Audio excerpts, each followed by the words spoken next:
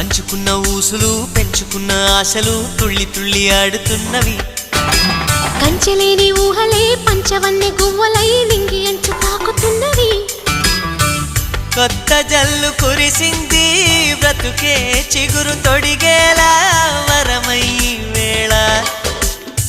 వానవిల్లు విరిసింది మిన్ను మన్ను కలిసేలా ఎగసే వేళ. అణువణువును తడిపిన ఈ తడి అమృత వర్షిణి అనుకోనా. అడుగడుగున పచ్చని బాటను పరిచిన వనమును చూస్తున్నా.